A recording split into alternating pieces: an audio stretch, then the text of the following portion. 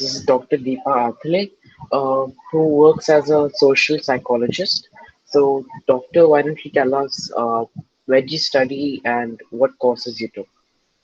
So I got my degree, a PhD from the University of Texas at Austin, and the degree was in social and personality psychology. Okay. So, why don't you give us a short brief of your career? Okay, so I started actually in the paramedical stream.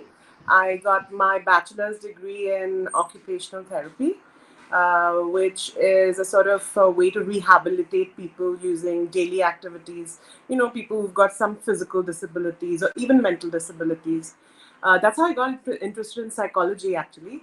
And so I went ahead and did my master's and PhD at the University of Texas at Austin, like I said. And thereafter, I did not work as an occupational therapist ever, really. But I did go get that degree in psychology, and then I applied it to consumer psychology for the most part of my career, which was being a brand strategist, also a copywriter. So I've been in advertising and marketing all my life. Except now I'm trying to make the move towards education. So I'm trying to bring creative self-expression to kids of all ages. That's what Okay. I currently do. Yeah. Okay. So, what is your main motivation?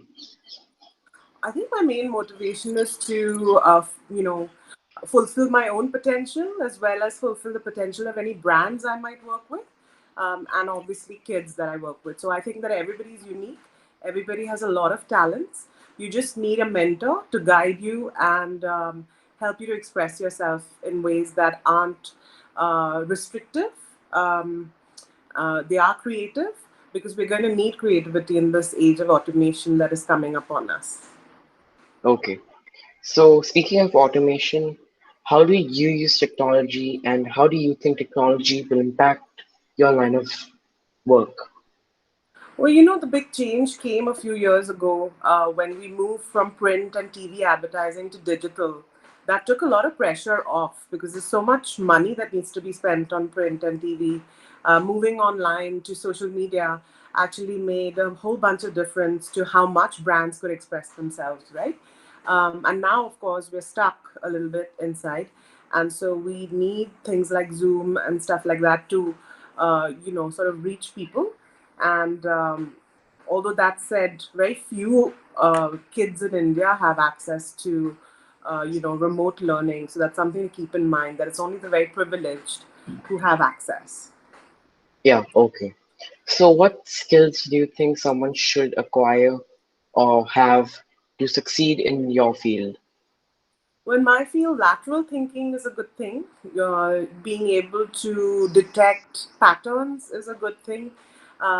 Building campaigns is a great thing because what you need then is a sort of idea, very um, good idea about what the central thought is, and then you have expressions of different kinds, but needs to keep tying back to the central thought. So, for example, my brand is called the Early Birds, and so I hashtag it or tagline it as "Rise Up to Yourself." So whether it's a brand or if it's a kid that I'm teaching, the whole philosophy is always to help somebody to actualize their talents, build up their skills and attitude so that they can find out who they are and be a very good version of that. Okay. So, what guidance do you have for someone is looking for, who are looking for to pursue a similar career? Oh, I would think that one, read a lot of books. There's also a lot of stuff available online, which you can sort of refer to in terms of how to build a brand, for example. It's the same thing applies to kids who want to write, for example.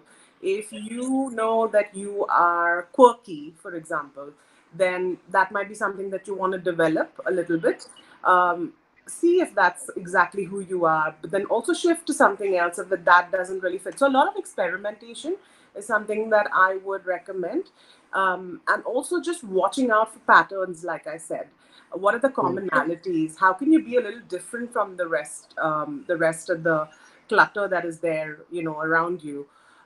Authenticity is a good thing also, to be able to match up what you think and feel with what you say and do. I think that's some guidance that I can offer, which will hold you in good stead. Okay. So thank you, doctor. Thank you for your time.